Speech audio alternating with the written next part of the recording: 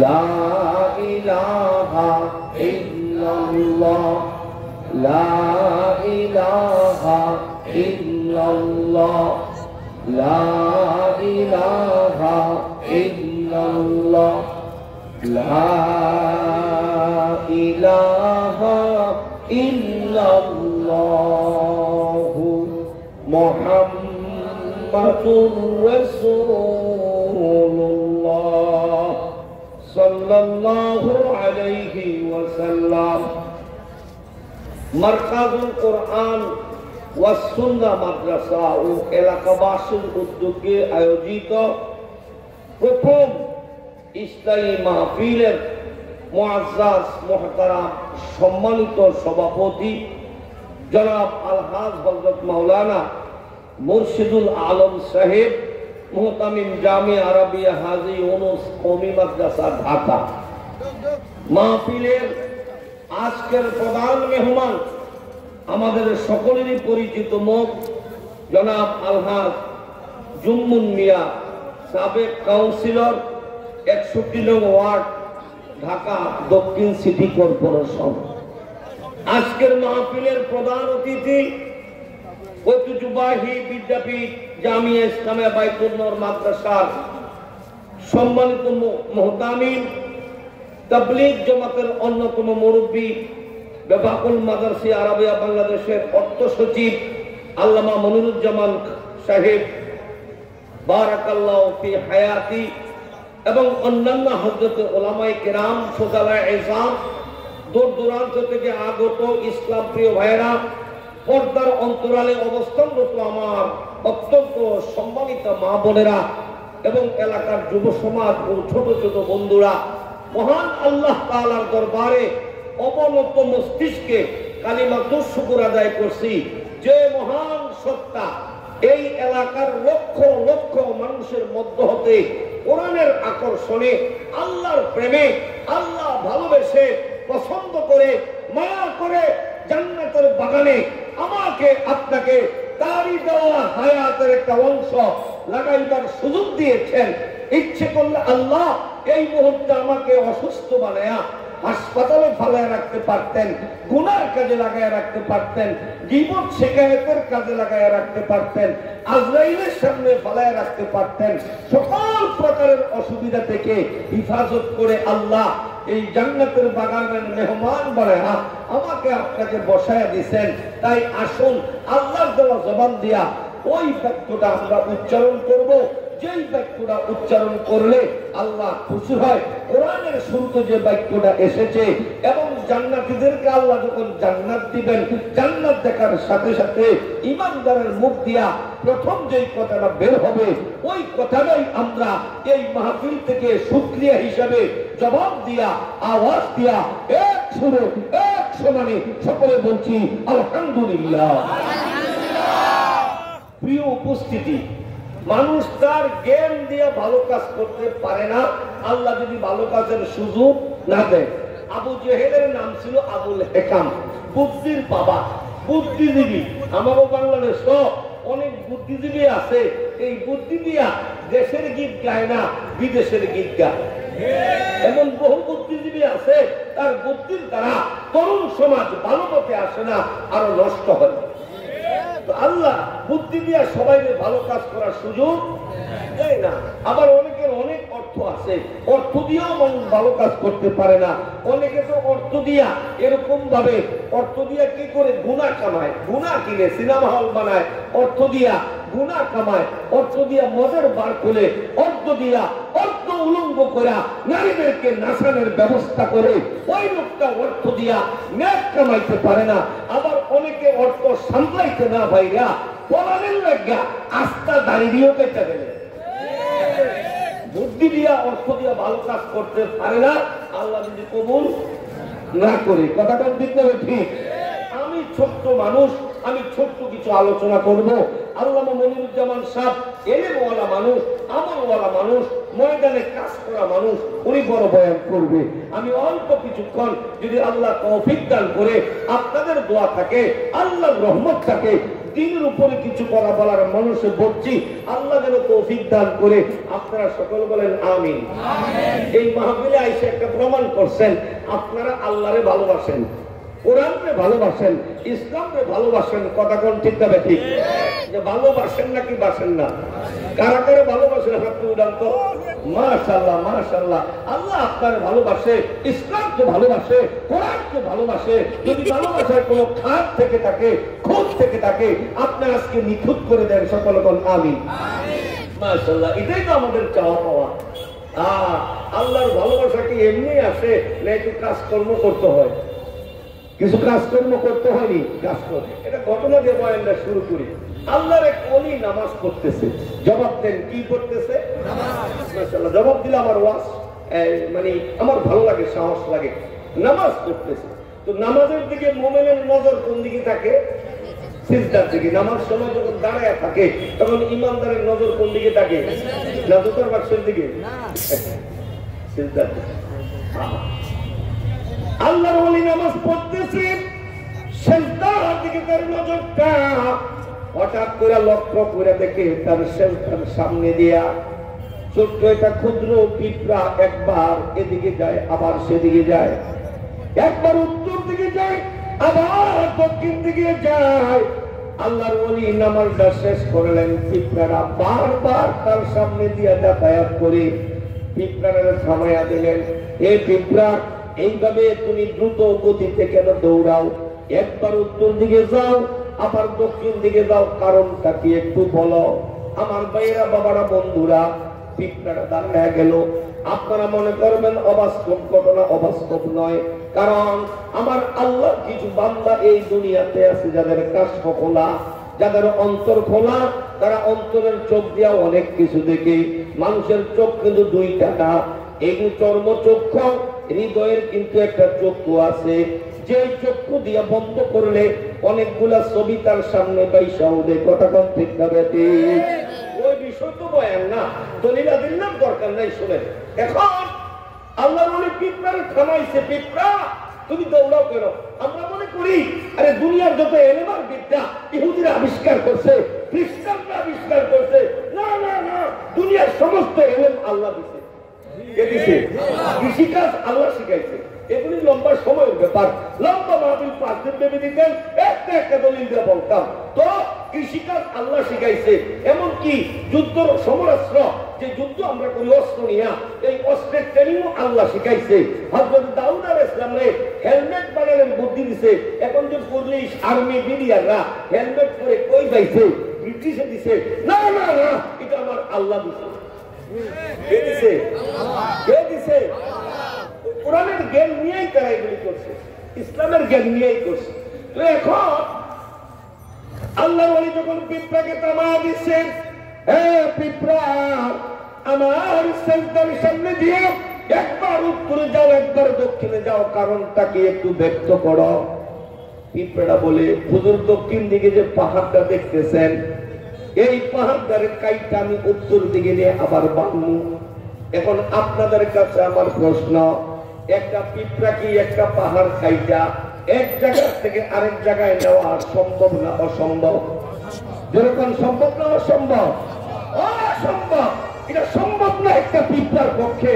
ও ইহুদি খ্রিস্টানরা শোনো, ইসলামের পাতিকে নিবায়া দিবা, আমরা চ্যালেঞ্জ করি, অসম্ভব। ইসলামের পাতিকে নিবানের ক্ষমতা আল্লাহ দুনিয়ার কাউকে দেয় নাই।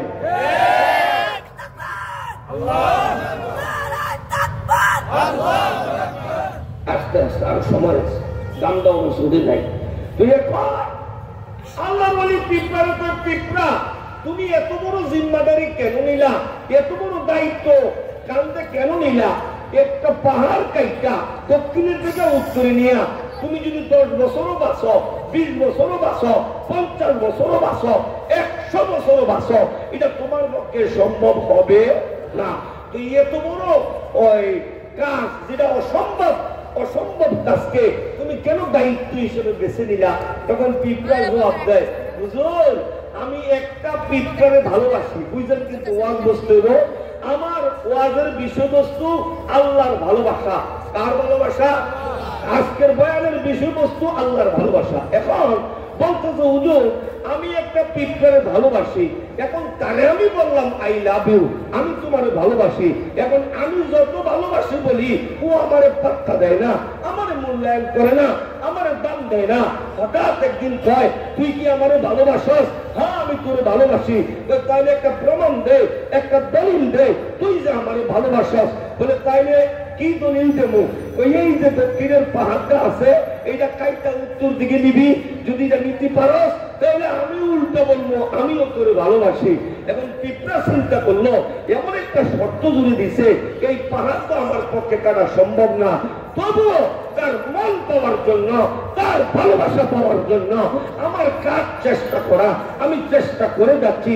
হুজুর সকাল থেকে শুরু করি সন্ধ্যা পর্যন্ত আমার ঠোঁট দিয়ে যতটুকু মাটি ধারণ ক্ষমতা আছে ততটুকু নিয়ে উত্তরে বাঁধতে থাকি। দেখি না উনি তো সকালেও আমাকে দেখে আমি মাটি কাটতেছি, বিকালেও আমারে দেখে, দুপুরেও আমারে দেখে, সন্ধ্যায়ও আমারে দেখে, যে তার ভালোবাসা পাওয়ার জন্য অসাধ্য সাধন করতেছি। যেই পাহাড়টা আমি কেন 100 পিঁপড়ার পক্ষে সম্ভব না, সেই অসাধ্য কাজটাকে আমি চেষ্টা চালায়া যাচ্ছি।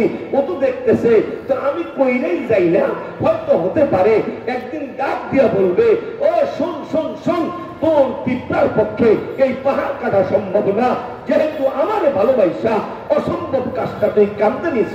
তো আমি তো দেখলাম সকালেও তুই কাজ করো, দুপুরেও কাজ করো, সন্ধ্যায়ও কাজ করো, বিকালেও কাজ করো, উদ্দেশ্য আমার ভালোবাসা পাওয়া। এই ভালোবাসার জন্য অসাধ্য কাজ পাহাড় কাটা শুরু করছো, আর কাটার প্রয়োজন নাই। আমি একদিন, 2 দিন, 1 সপ্তাহ, 2 সপ্তাহ, 1 মাস, 2 মাস দেখছি, এখন আর দেখানোর দরকার নাই। আমি বুঝছি তুমি যে অরিজিনাল ভালোবাসো, আসল তোমার আমি ভালোবাসি। ও ভাইয়েরা আমার, ও যুবকরা আমার, ও মুরব্বীরা আমার, ও মা বোনেরা আমার, আমার কি সাধ্য আছে আল্লাহরে খুশি করার? কারণ আল্লাহর বহু মাখলুক তার নামের জিকির করে, আমার কি সাধ্য আছে তার সামনে নামাজ পড়ে খুশি করার? কারণ কি জানেন, এমন মাখলুক আছে দুনিয়া শুরু থেকে দাঁড়াইছে, কিয়ামত পর্যন্ত দাঁড়াইয়া থাকবে। দুনিয়া শুরুর থেকে রুকুতে গেছে, কিয়ামত পর্যন্ত রুকুতে থাকবে। দুনিয়ার প্রথম থেকে সেজদায় গেছে, কিয়ামত পর্যন্ত সেজদা করবে। দুনিয়ার শুরু থেকে জিকির আরম্ভ করছে, কিয়ামত পর্যন্ত জিকির করবে। আমি একটা ক্ষুদ্র মানুষ, আমার চোখের মধ্যে ময়লা, আমার নাকের মধ্যে ময়লা, আমার দেহের মধ্যে ময়লা। এত বড় শানওয়ালা, এত বড় মানওয়ালা, এত বড় ক্ষমতাশীল আমার আল্লাহ, তারে খুশি করার কোন সাধ্য আমার নাই। আমার কাজ আমার বালেক হওয়ার পর থেকে নিয়ে মৃত্যু পর্যন্ত তার ভালোবাসা পাওয়ার জন্য তার হুকুমগুলা আমল করা, তার আদেশগুলো মাইনা চলা। যদি আমি আদেশ মানতেই থাকি, আমি তার হুকুম মানতেই থাকি, হয়তো একদিন আসবে আমার যেদিন মরণ আসবে, আমার আল্লাহ বলবে ইয়া আইয়াতুন নাফসুল মুতমাইন্না তুরজিই ইলা রাব্বিকি রাদিয়াতাম মারদিয়া। হে বান্দা, আর কষ্ট করতে হবে না। আমি তোরে 60 বছরের জীবন দিয়েছিলাম, 50 বছরের জীবন দিয়েছিলাম, তুই আমার ভালোবাসা প্রকাশ করার জন্য দৈনিক 5 বার আমার সামনে গিয়ে দাঁড়াইছ, রমজান মাসে রোজা রাখছ, বিবিরে পর্দা করছ, সন্তানদের দিন শিখাইছ। আমি দেখছি আমার ভালোবাসা পাওয়ার জন্য যত উপকরণ আছে, যত কাজ আছে, সব তুমি সম্পন্ন করছ। আজ তোমার মৃত্যু দিবসে আমি তোমার খোঁজ খবরে শোনাইলাম, আমিও তোমার উপর খুশি, তুমিও আমার উপর খুশি। আল্লাহু আকবার। আমার কাজ চেষ্টা করা, আমার কাজ কি? মালিকের কাজ আমাকে গ্রহণ করা, মালিকের কাজ কি? আমাকে করা। এই জন্য আল্লাহর ভালোবাসার দলিল লাগে, কাজ করতে হয়, হুকুম মানতে হয়।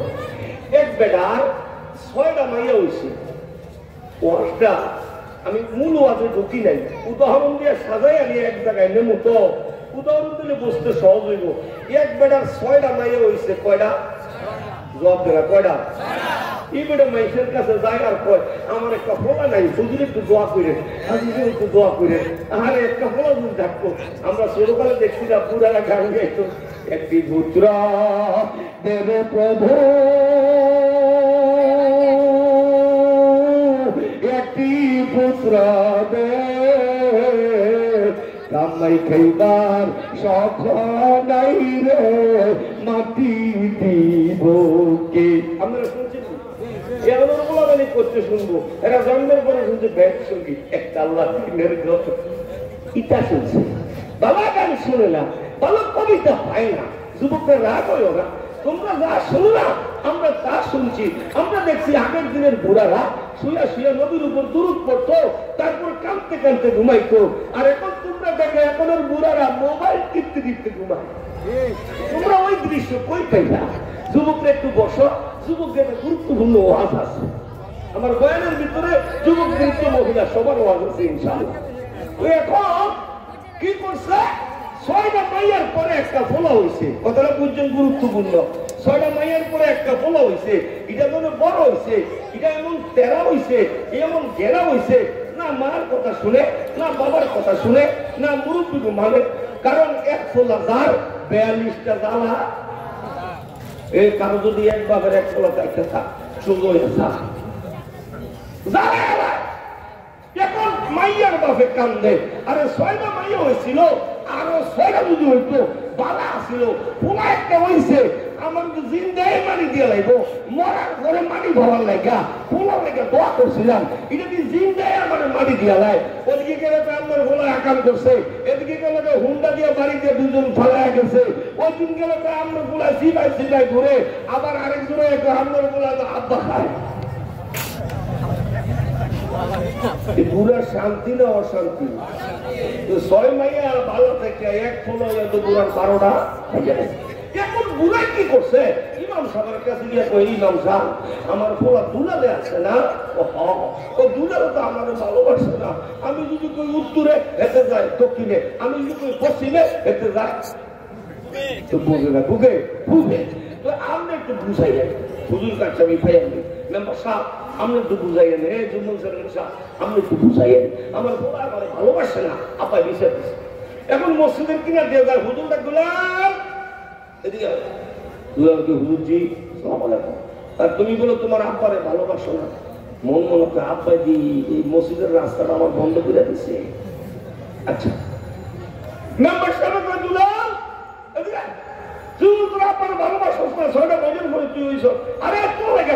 কত বিশ্বাসের কাছে গেছে, কত মসজিদ মাদ্রাসা দান সৎকা করছে, মসজিদ ঘুরে ঘুরে কালছে। আল্লাহ একটা বলা দেয়, কি বলে তোর ভালোবাসস না? আয় হায় মেম্বরও জানি মাত্র তো দুলাল তোর আব্বা তো বিচার দিছে, তুই বলে ভালোবাসস না। দুলালে কয় আমার তো অবস্থা খারাপ।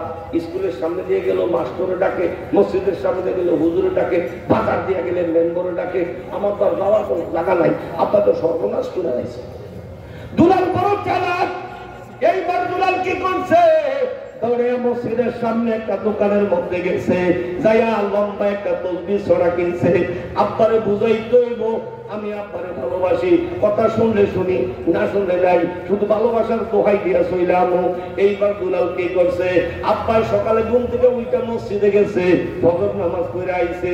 দুলালের ডাক দিব, এমন সময় দুলালের জানালা খুললা, জানলার কাছে বইয়া তসবিহ টানতে আছে, আমি আব্বারে ভালোবাসি, আমি আব্বারে ভালোবাসি, আমি আব্বারে ভালোবাসি, আমি আব্বারে ভালোবাসি। আব্বার কান্না কারা করে কই গেরে আমারে ভালোবাসে। সাইদে দুলাল বড় তসবিহ ছড়া টানতে আছে, আমি আব্বারে ভালোবাসি, আমি আব্বারে ভালোবাসি, আমি আব্বারে ভালোবাসি। এইবার আব্বা তো সোজা সরল মানুষ, খুশি হয়ে গেছে। দুলাল আমার ভালোবাসা ফিরাইয়া দিতে আছে। মসজিদে গো হুজুর আপনি বলে আমার দুলালকে বুঝাইছিলেন? কয় হ্যাঁ বুঝাইছিলাম। দুলাল তো ভালো হয়ে গেছে। কয় কেমনে টের পাইলেন ভালো হয়েছে? কয় এমনি টের পাইছি। অনেকে তেরুম ভালো হইয়া যায়, পরে কাজে কর্মে আর ভালো দেখা যায় না। ক্ষমতায় যাওয়ার আগে অনেকে অনেক কিছু ইসলামের দরদ দেখায়, যাওয়ার পরে মনে থাকে না। হাত কথা ঠিক না? এখন বলতেছে আমার আপনার দুলাল যে আপনার ভালোবাসে, তার কোন প্রমাণ আসেনি, দলিল আসেনি? কয় আছে। কি দলিল আছে? আমার দুলাল এত বড় একটা তসবিহ ছড়া কিনছে, আমার দেখলেই কয় আব্বারে আমি ভালোবাসি, আব্বারে আমি ভালোবাসি, আব্বারে আমি ভালোবাসি। এইবার ইমাম সাহেব বুঝায় মুখের ভালোবাসার কোনো মূল্য নাই, অন্তরে যদি ভালোবাসা না থাকে, ইমানের ভালোবাসা আল্লাহর লগে যদি না থাকে, রসুলের সঙ্গে যদি না থাকে। আমি যদি বলি কারা কারা আল্লাহরে ভালোবাসেন, আপনারা হাত উঠাইবেন। যদি বলি রসুলকে কারা ভালোবাসেন, সবাই হাত উঠাইবেন। এখন যদি বলি এশার নামাজটা কয়েকজনে পড়ছেন, মনটা খারাপ হয়ে যাব। হুজুর এমন অহেতুক প্রশ্ন কেন করে? ভালোবাসা আছে মুখে মুখে, মধুর কোনো কমতি নাই। কাজের বেলা কইজা পাওয়া যায় না, যখন রাসূলের ইজ্জত নিয়ে নাস্তিকরা খেলাধুলা করে তখন মাঠের মধ্যে খুঁজা পাওয়া যায় না। সিন্নিপুরের অভাব নাই, সুন্নি নামের অভাব নাই, ভালোবাসার মানুষের অভাব নাই, ময়দানে কথা বলতে কাউকে দেখা যায় না। ইসলামের বিরুদ্ধে এই দেশে যখন স্কুলেরা মুসলমানকে হত্যা করে, এই যে সাইফুল অ্যাডভোকেটকে হত্যা করা হয়েছে, এই দেশে কিছু ইসকন সদস্য হিন্দুদেরকে একসাথে কইরা একটা দাঙ্গা লাগাইবার চেষ্টা করতেছে। কথা কর ঠিক না বেশি? আমরা অনেক দেশকে ভালোবাসি, কিন্তু দেশের টাকা পাচার করার সময় এই কথা মনে থাকে না। আমি I love my country, I love my land, in Bangladesh my homeland, এই কথা মনে থাকে না। ভালোবাসার কবিতা গায় এই দেশ বইয়া, বাড়ি বানাই বিদেশ গিয়া। ঠিক নেই? মুখের ভালোবাসার কোন মূল্য নাই, অন্তর দিয়া ভালোবাসতে হবে। ঠিক না বেটি? হুজুরে কয় শুনেন, আপনার দুলালে যে আপনারা ভালোবাসে একটু পরীক্ষা করে দেখেন ভালোবাসে নাকি বাসে না। কেমনে পরীক্ষা করবো? তারা কাজের কথা কইবেন, যদি দেখেন কাজের কথা কইলে কামটা করে তাহলে বুঝবেন ভালোবাসে, আর কাম না করলে মনে করবেন তার ভালোবাসার তসবির মধ্যে সীমাবদ্ধ। বুঝলেন? ওয়াজ কিন্তু ঢুকবো ঘটনা দিয়া সাজাইলে ওয়াজটা ভালো হইব। এখন দুলালের বাবা গিয়ে বাড়িতে একটা ফোজা ভাঙছে, বাইরে আমার আব্বা দুলাল কইও, দুলালে আব্বারে দেখতে তো ঝুলে এনেছে, আব্বারে আমি ভালোবাসি, আব্বারে আমি ভালোবাসি, আব্বারে আমি ভালোবাসি। রাত তোর ভালোবাসার তসবিহ পকেটে আব্বা যে রাগ হয়ে গেছে, কি আব্বা আমি আপনারে ভালোবাসি। মুখে মুখে হবে না, কাজে প্রমাণ করতে কই কি এই বোঝারা কান্দল সরিয়া কানিয়া দিয়া দেই করতে ভালোবাসা আমি বিক্রি করবো বাজারে। পূজার দিকে তাকায় দেখে এতক্ষণ তসবিহ করে ভালোবাসছি, গায়ের মধ্যে কষ্ট লাগে না, ঘাম ছোটে না, রক্ত যায় না। এখন দুইটা কান্দ লইলে কষ্ট লাগবো। কথা বুঝেননি? এইবার পূজার দিকে তাকায় কয় যদি ভালোবাসলে কাজ করতে হয় তাইলে ভালোবাসি না। আব্বা ভালোবাসলে যদি কাজ করতে হয় তাইলে এই ভালোবাসার অর্থ আছে। আল্লাহরে ভালোবাসলে কাজ করতে হবে, রাসূলকে ভালোবাসলে কাজ করতে হবে, আর যদি দেশকে ভালোবাসে কাজ করতে হবে। কাজ ছাড়া ভালোবাসার কোনো মূল্য নাই। একমত? এখন দেখেন, এখন দলিল আসলে কোরআনে ঢুকি, আল্লাহর পয়গম্বররা আল্লাহরে কেমন ভালোবাসে, সাহাবায়ে কেরামগণ কেমন ভালোবাসে। ভালোবাসাই আমার ওয়াজ। দেখেন তারা আল্লাহর জন্য কত ভালোবাসা পিছাইয়া দিয়েছে, পিছাইয়া। আমার ভাইরা যখন নবীজি মদিনায় ইসলামী রাষ্ট্র চালায়, কোরআন দিয়ে চালায়, তখন কিন্তু মক্কার কাফেরদের মাথা খাওজানি ছুটা গেছে, রোম সম্রাটের মাথা খাওজানি ছুটা গেছে। আফগানিস্তান ইসলামী রাষ্ট্র চালায়, আমেরিকার মাথা খাজানি ছুটা গেছে। অন্য রাষ্ট্র নিয়ে তো বাবার দরকার কি? আমাদের দেশ কেমনে চলবে এই দেশের 16 কোটি মানুষ সিদ্ধান্ত নেবে। ভারতের মাথা ঘামানো প্রয়োজন নাই, আমেরিকার মাথা ঘামানো প্রয়োজন নাই, অন্য রাষ্ট্রের মাথা ঘামানো প্রয়োজন নাই। ঠিক না বেশি? আমার রাষ্ট্র কেমনে চলবে এই দেশের মানুষ সিদ্ধান্ত নেবে। কথা বলেন ঠিক না বেশি? ষড়যন্ত্র করে কোনো লাভ হবে না, হবে না। এই দেশের মানুষ ৭১ লড়াই করে পাকিস্তানিদেরকে, পাক হানাদারকে তাড়াইছে। প্রয়োজনে আরেকটা যুদ্ধ হবে, কারো বিপদ আসবে। এই দেশে আমরা বাঁচতে চাই না। আমরা এই দেশকে ভালোবাসি, আমাদের দেশ আমরা করব।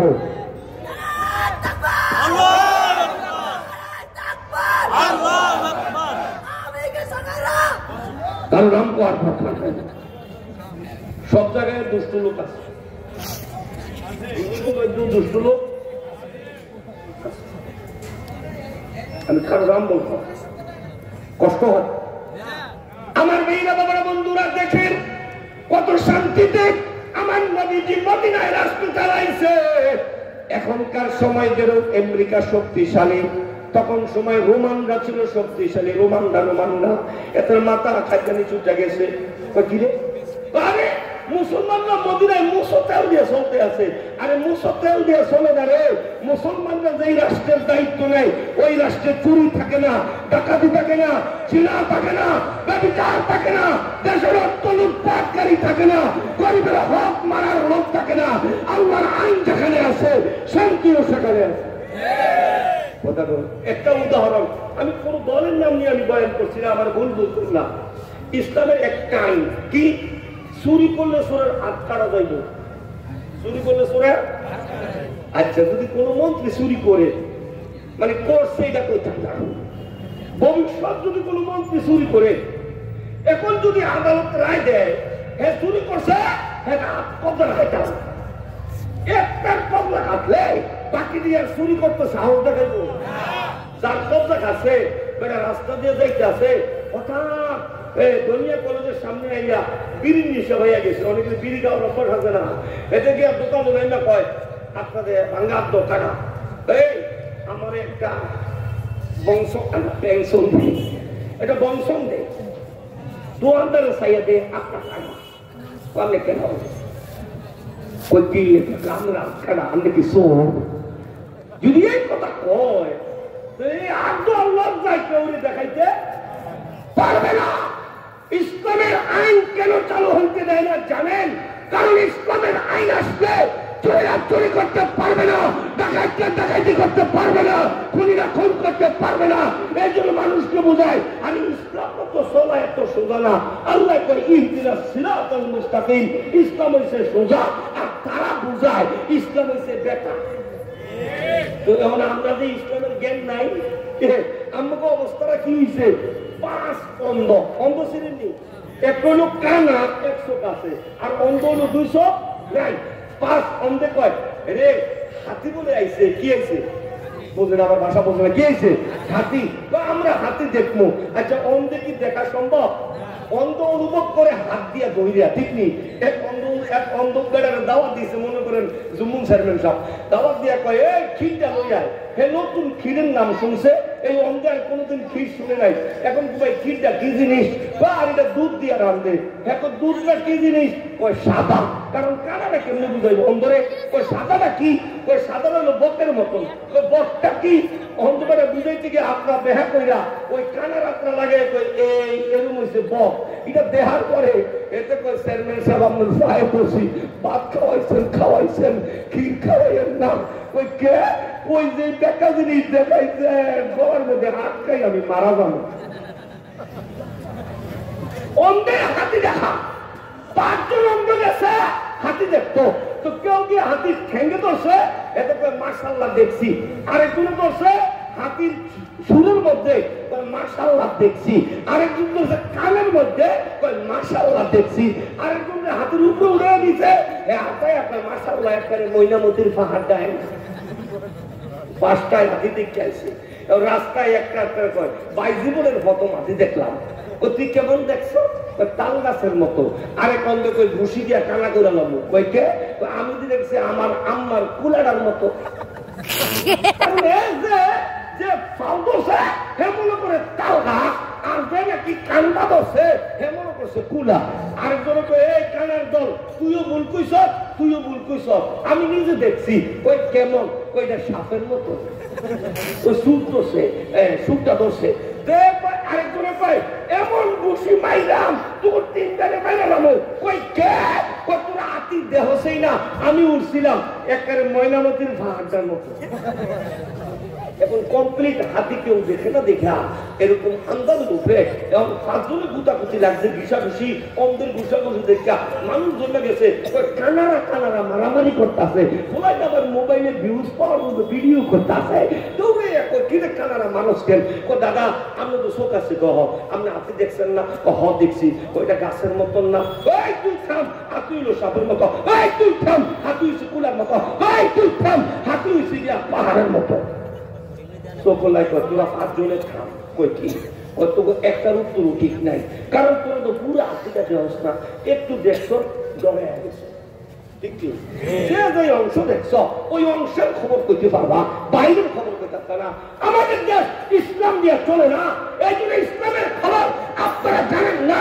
খোদার কসম ইসলাম দিয়ে চললে চুরি থাকে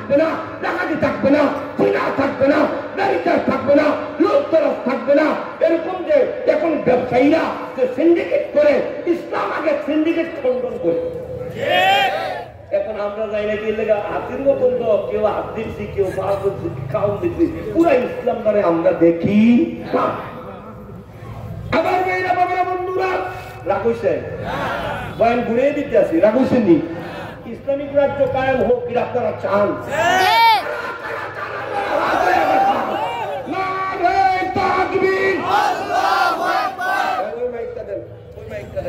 আমার মানুষগুলো দেখে মহব্বত লেগে গেছে, লাগে আধা ঘন্টা বেশি ওয়াজ করি, লাগে আধা ঘন্টা বেশি ওয়াজ করবো।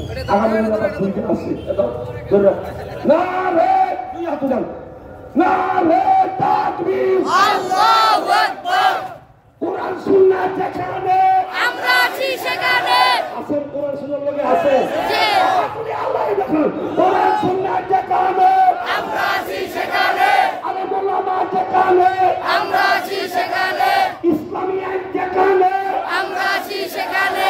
আপনি একটু লড়াতে নেমে সঙ্গীত গাছে মাশাআল্লাহ। কোরআন নাই যেখানে আমরা নাই সেখানে, আলেম নাই যেখানে আমরা নাই সেখানে, বেদাত শিরক যেখানে আমরা নাই সেখানে, কাদিয়ানীরা যেখানে আমরা নাই সেখানে, সাদিয়ানীরা যেখানে আমরা নাই সেখানে। নারে তাকবীর, আল্লাহু আকবার। এই ময়দানের মানুষগুলারে কোরআনের জন্য কবুল করো।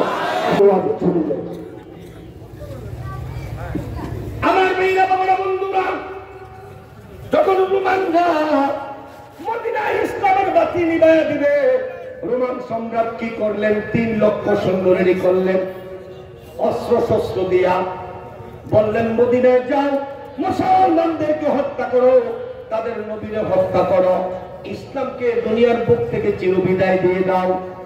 নবীজির কাছে খবর আসছে, ইয়া রাসূলুল্লাহ, বর্তমান জমানার পরাশক্তি রোমানরা 3 লক্ষ সৈন্য লইয়া অস্ত্র শস্ত্র লইয়া মদিনার দিকে আসতে আসতে আল্লাহর নবী সাহাবায়ে কেরামদেরকে ডাকলেন, এ আমার সঙ্গীরা, এ আমার সাথীরা, শুনছনি ইসলামের বাতিল নিবারণের জন্য রোম সম্রাট 3 লক্ষ সৈন্য প্রেরণ করেছে, তোমরা কি করবা? চুপ করে বসে থাকবা নাকি? সাহাবায়ে কেরাম কয়, না না, ইসলাম আল্লাহর ধর্ম, আমরা আল্লাহর লোক, আল্লাহর পক্ষের লোক। হুজুর, কাফেররা যত বড় শক্তিশালী হোক, 3 লক্ষ গেলাম, 300 লক্ষ যদি আসে, আমরা জীবনের শেষ পর্যন্ত লড়াই করব, তাদের কাছে আত্মসমর্পণ করব না। তোরে কোন আল্লাহু আকবার। আমার ভাইরা, নবীজি সাহাবায়ে কেরামদেরকে একত্র করলেন, 3000 সাহাবী তৈয়ার হয়ে গেল। আমরা 3 লক্ষ মানুষের লোকে যুদ্ধ করব, একদিকে 3 লক্ষ, অন্যদিকে মাত্র 3000। দুনিয়ার বিবেকবান মানুষরা বলবে, দুনিয়ার বুদ্ধিজীবীরা বলবে, ইসলামের এখানে পরাজয় করবে না, না না, ইসলাম কোনদিন অধিক মানুষ দিয়া জিতে নাই, বাড়ি অস্ত্র দিয়া ইসলাম জিতে না, ইসলাম দিচ্ছে ইমানের জোরে। কথা কোন ঠিক যাবে? এখন একদিকে 3 লক্ষ, আরেকদিকে মাত্র 3000। সাহাবায়ে কেরাম আল্লাহর কত ভালোবাসে এটা বুঝানোর জন্য এই ঘটনা আমি সামনে আনলাম। এখন কি করছে? নবীজি বললেন, হে আমার পালক পুত্র যায়েদ, তুমি কি আছো? দাঁড়াও। দাঁড়ায় গেলেন। হে আমার চাচাতো ভাই জাফর ইবনে আবু তালিব, তুমি কি আছো? দাঁড়াও। দাঁড়াইলেন। হে তাকরা সাহাবী, যুবক সাহাবী আব্দুল্লাহ বিন রাওয়াহা, তুমি কি আছো? দাঁড়ায় গেলেন। রাসূল বললেন, হে 3000 সাহাবী, শুনো, আমি আমার পালক পুত্র জায়েদুল হারেসাকে আমি যুদ্ধের সেনাপতি বানাইয়া দিলাম, তোমরা তার নেতৃত্বে লড়াই করবা। যদি কোনো কারণে আমার পালক পুত্র জায়েদ শহীদ হয়ে যায়, হে আমার চাচা ভাই জাফর বিন আবু তালিব, তখন তুমি ইসলামের পতাকা ধরবা, আল্লাহর জমিনে আল্লাহর দিনকে প্রতিষ্ঠা করার লড়াইয়ে তুমি অংশগ্রহণ করবা, নেতৃত্ব দিবা। হে জাফর বিন আবু তালিব যদি শহীদ হয়ে যায়, আমার তাকরা সাহাবী আব্দুল্লাহ বিন রাওয়াহা, তুমি ইসলামের পতাকা ধরবা। সব যুদ্ধের মধ্যে নবীজি একজন সেনাপতি বানায়, কিন্তু আজকের যুদ্ধের মধ্যে নবীজি 3 জন সেনাপতি বানাইলেন। আর রাসূল বললেন, 3 জন যদি শহীদ হয়ে যায়, 4র্থ জন পরামর্শ করিয়া তোমরা বানাইয়া দিবা। এতে বোঝা গেছে একজন সেনাপতি জিন্দা আসবে না, লড়াইটা হবে অত্যন্ত মারাত্মক লড়াই। ছোট্ট লড়াই না, সব যুদ্ধের মধ্যে একজন সেনাপতি। আর আজকে 3 জন বানাইবার পরে বললেন 4 নম্বরটা তোমরা বানাইয়া নিও, লড়াই হবে কঠিন। নবীজি বললেন, আমার পালক পুত্র জায়েদ দাঁড়াও, হে জাফর বিন আবু তালেব তুমিও দাঁড়াও, হে আব্দুল্লাহ বিন রাওয়াহা তুমিও দাঁড়াও। এরা তো প্রস্তুত হয়ে গেছে, যাও বিবিদের থেকে বিদায় নিয়ে আসো, আল্লাহর জমিনে আল্লাহর দ্বীন কায়েম রাখতে হবে। আল্লাহু আকবার, আল্লাহু আকবার। সাহাবায়ে কেরাম তৈয়ার হয়ে গেলেন। 3 জন সেনাপতি নিজের বাড়িতে গেলেন। এইবার 3 জন যাবেন। হযরতে যায়েদ ইবনে হারেসা দাঁড়ায় গেলেন, ইয়া রাসূলুল্লাহ, আমি তো ছোট্টবেলায় আমার আব্বা আম্মার থেকে বিদায় নিয়ে আপনার কাছে আসছি। আপনারে আব্বা বইলা জানি, আপনার বিবিদেরকে আম্মা বইলা জানি। আমি তো ছোটকালে বিদায় নিয়ে আসছি, আর দ্বিতীয়বার যাওয়ার দরকার নাই। আপনি যে আমার নামটা বলছেন, আমার আম্মা জানরা পর্দার আড়াল থেকে শুইরা বেরছে, তাদের কাছেও যাওয়ার আমার দরকার নাই। ইয়া রাসূলুল্লাহ, আমি আল্লাহর ভালোবাসি, আপনার ভালোবাসি, আল্লাহর দ্বীনকে ভালোবাসি। আপনি যেহেতু 1 নম্বরের সেনাপতি আমারে বানাইছেন, আপনার থেকে আমি বিদায় নিয়ে যাই। আপনি শুধু এতটুকু দোয়া করবেন, আমার আল্লাহর দেওয়া জীবনটা যেন আমি ইসলামের জন্য আল্লাহর কাছে ফিরাইয়া দিতে পারি। এই বলে হযরত যায়েদ ইবনে হারেসা বিদায় নিলেন। হযরত জাফর বাড়িতে গেলেন। বাড়িতে যাইয়া দেখে বিবি সাহেবা ছোট্ট ছোট্ট বাচ্চাগুলা সামনে নিয়ে কোরআন পড়তেছে, তাদেরকে কোরআনের আয়াত শিখাইতেছে। এমন সময় জাফর ইবনে আবু তালেব ঘরের দরজায় গিয়ে সালাম দিলেন। বিবি সাহেবা সালামের জবাব দিলেন, ডাক দিয়ে কই, বিবি গো, আমার তরবারিটা দাও। বিবি কই, স্বামী অসময় তরবারি কেন চাচ্ছ? বলে, আল্লাহ রাসূল ইসলামের জন্য জিহাদ করতে আমারে ডাকছে। আল্লাহু আকবার। আমারে সেনাপতির দায়িত্ব দিছে, তরবারিটা দিলেন। এইবার বিবি ডাক দেয়, কই, স্বামী আপনি জিহাদের ময়দানে যাবেন, আমি আপনারে বাধা প্রদান করছি না, একটু দাঁড়ান। এতক্ষণ কোরআন শরীফ পড়ছি, এখন আমার বাচ্চাদেরকে নিয়ে আপনাকে নিয়ে আল্লাহর কাছে একটু দোয়া করব। বিবি বাচ্চাদেরকে নিয়ে স্বামীকে নিয়ে আল্লাহর কাছে হাত রেখো। আল্লাহ ভাই, প্রত্যেকটা কথার পর একবার বলেন আল্লাহু আকবার। কি বলেন? একবার আল্লাহু আকবার বললে তারা কুরবানির সওয়াব। যতবার আল্লাহু আকবার বলবেন, আমার আল্লাহ তাকে বড় বলার কারণে আপনাকে উট কুরবানির সওয়াব দিবে। তাই আমি আঙ্গুলটা উড়াইলে ঈমানের দোষ দিয়া বেঈমানদের অন্তরে কম্পমান ধরাইবার জন্য জোরে বলবেন আল্লাহু আকবার। আমি যতবার আঙ্গুল উঠাবো, 2 আঙ্গুল, অতবার বলবেন আল্লাহু আকবার। থেকে রেডি আছেন নি? মাশাআল্লাহ। হযরত জাফর বিন আবু তালেবের স্ত্রী বলে, বাবু এতক্ষণ আমি আমার বাচ্চাদেরকে নিয়ে কোরআন তেলাওয়াত করতেছিলাম, আমার স্বামী জিহাদের ময়দানে রওনা দিয়েছে, আমার স্বামীর জন্য একটু দোয়া করি। আয় আল্লাহ, আমার ছোট্ট ছোট্ট এতিমের বাচ্চা, আমার এতিমদের বাবা, এই ছোট্ট ছোট্ট বাচ্চাদের বাবা এবং আমার স্বামীকে জিহাদের ময়দান থেকে জিতাইয়া গাজী বানাইয়া ঘরের মধ্যে ফিরাইয়া। এই কথা যখন বললেন, হযরত জাফর বিন আবু তালেব খাপ থেকে টান দিয়ে তরবারিটা বাহির করলেন। তরবারিটা বাহির কইরা তরবারির উল্টা পিঠটা দিয়া তার হাতের মধ্যে হালকা আঘাত করলেন। বিবি গো, আমার আল্লাহ উল্টা দোয়া কবুল করে না। বিবি বলে, স্বামী আমি কি উল্টা দোয়া করলাম? ও বিবি, তুমি তো জানো না, সব যুদ্ধের মধ্যে একজন সেনাপতি বানানো হয়, আর এই যুদ্ধের মধ্যে আমার আগেও একজন সেনাপতি আছে, আমার পরেও একজন সেনাপতি আছে। এর দ্বারা কি বুঝছো জানোনি? রাসূল বলছে, প্রথম জন যদি শহীদ হইয়া যায়, আমি যেন তরবারি ধরি, আমি যদি শহীদ হইয়া যাই 3 নম্বর যেন তরবারি ধরে, 3 নম্বর যদি শহীদ হয়ে যায় 4 নম্বরটা যেন বানায় নেই। এর দ্বারা বোঝা গেছে আমরা 3 জনের একজনও আর বাড়িতে ফিরে আসবো না। তুমি কি দোয়া করো, আল্লাহ যেন আমার স্বামীরে গাজী বানায়া ফিরায়। তোমার উল্টা দোয়া কবুল হবে না। আমি দোয়া করছি, তুমি আমিন বলো। এই বলে যা করে হাত উঠায় কয়, আল্লাহ আমি তোমারে ভালোবাসি, আল্লাহ আমি রাসূলকে ভালোবাসি, আমি ইসলামকে ভালোবাসি, আমি কোরআনকে ভালোবাসি। আল্লাহ আমার যে জীবনটা এটা তো তুমি দিছ, আল্লাহ আমি ইসলামের জন্য লড়াই করতে যাচ্ছি, আমি তোমারে ভালোবাসি। যে জীবনটা আমাকে তুমি এমনি দিয়েছিলা, ওই জীবনটা যেন আমি ইসলামের জন্য দিতে পারি। আমার শাহাদাতটা তুমি কবুল করে নিও। আল্লাহু আকবার।